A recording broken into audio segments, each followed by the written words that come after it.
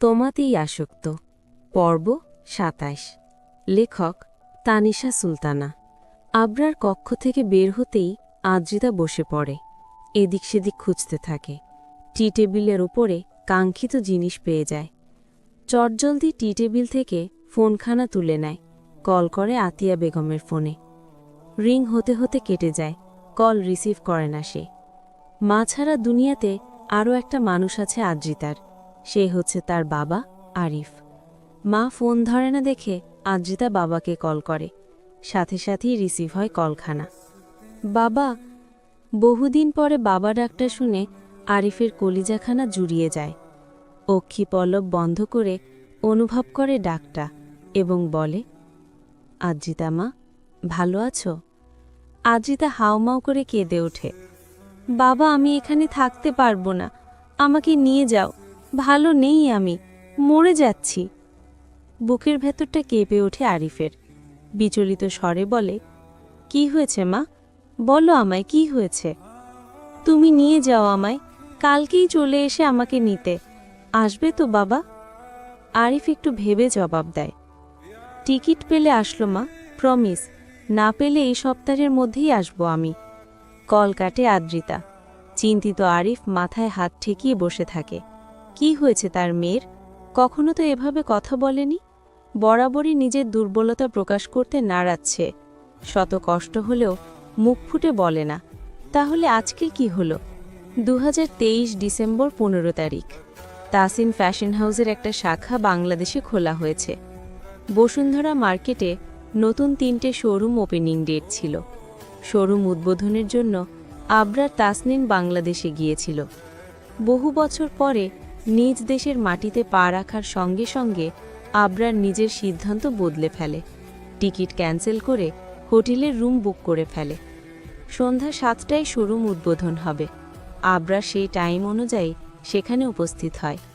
Cake কাটা, ফিতা কাটা এসব বিষয়ে আবরারের ইন্টারেস্ট ছিল না। তাই দোকানে কর্মরত মানুষরাই ফিতা এবং কেক কেটে দোকান খুলে। সেই দোকানে প্রথম কাস্টমার হয়ে আদ্রিতা আসে।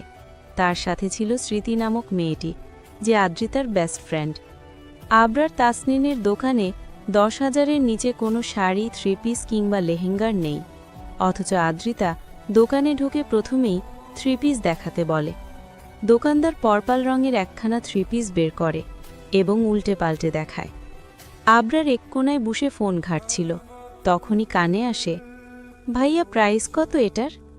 দোকানদার বলে, 12,999 টাকা। আদ্রিতা স্মৃতির পানে তাকায় এবং মুখ বাঁকিয়ে বলে, 13,000 টাকা বললেই তো পারেন, 1 টাকা কম বলে কি বোঝাতে চান? এটার দাম 12,000? মানুষকে হাবলু পেয়েছেন। 13,000 টাকার চকচকে নোট দিলে তো আবার বলবেন আপা 1 টাকা নাই। চিনি না ভাবছেন আপনাদের? হাড়ে হাড়ে চিনি। সে যাই হোক, 500 টাকায় দিবেন? দোকানদার হাবলার মতো তাকিয়ে থাকে আদ্রিতার মুখ পানে। আবরারও মুখ তুলে তাকায়। আফা, এইটা কোনো দাম কইলেন আপনি? বেশি বলে ফেলেছি। ঠিক আছে, 450 টাকা দিব। হলে দেন, না হলে দেন। পছন্দ হয়েছে, লাগবেই আমার। দোকানদার হাত উঁচু করে দরজা দেখিয়ে বলে, ওই যে গেট, ওইখান দিয়ে বের হয়ে যান। আশ্চর্য, আপনি কি আমাকে তাড়িয়ে দিচ্ছেন? তো আপনাকে যে পিটানি দেয়নি এটাই ভাগ্য। 13,000 টাকার ড্রেস 500 টাকা দাম করছেন। কাণ্ডজ্ঞান আছে আপনার? পাগল কোথাকার। এই যে দোকানদার, মুখ সামলে কথা বলুন। এই জামা 200 টাকার থেকেও কম। ফুটপাতে এসব জামা শত শত বিক্রি হয়। একটু বড়লোক ভাব দেখাতেই এই দোকানে আসছি, না হলে আদ্রিতা চৌধুরী এখানে আসতো না। ভালো হয়েছে আপা, আপনি ফুটপাত থেকেই কিনেন গিয়ে, আমাকে ক্ষমা করুন। আদ্রিতা দোকানদারকে বকতে বকতে বেরিয়ে যায় দোকান থেকে। আবরার ভ্রু কুঁচকে তাকিয়ে থাকে। বিড়বিড় করে আওড়ায়, আদ্রিতা চৌধুরী। তারপরের দিন আবরারের সুইজারল্যান্ডে ব্যাক করার দিন। সকালে ঘুম থেকে উঠে দাদা ভাইয়ের কবর জিয়ারত করতে আসে। তখন পুনরায় আদ্রিতাকে দেখতে পায়। কবরের পাশে বসে কাঁদছে এবং প্রলাপ বকছে। দাদু, ও দাদু, জানো না আজকে কি হইছে? বড় মা আমাকে বকা দিছে, মাকে কথা শুনিয়েছে। বড় মা এমন করে কেন বলো তো দাদু?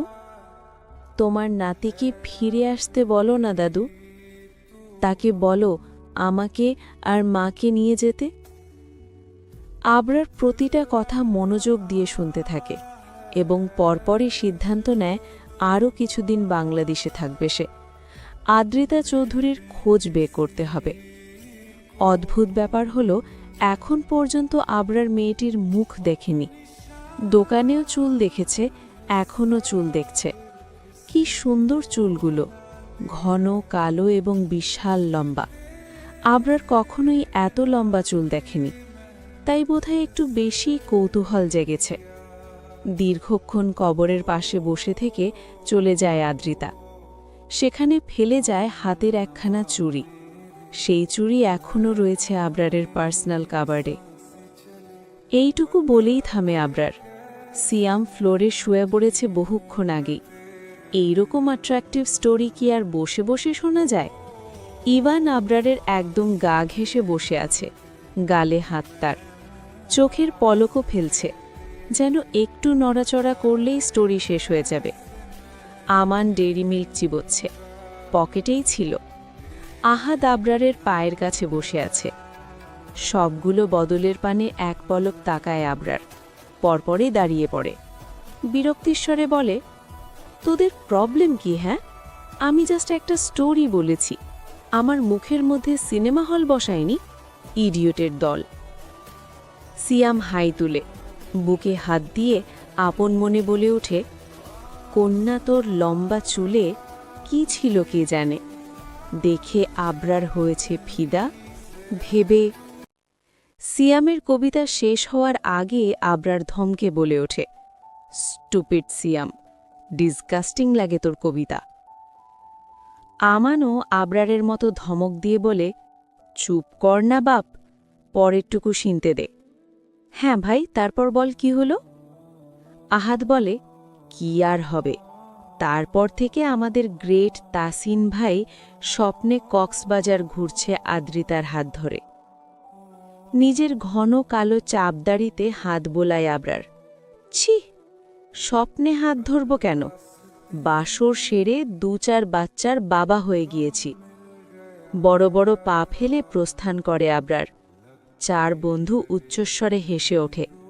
সিয়াম বলে, শুধু স্বপ্নে, রিয়েল লাইফে করিসনি?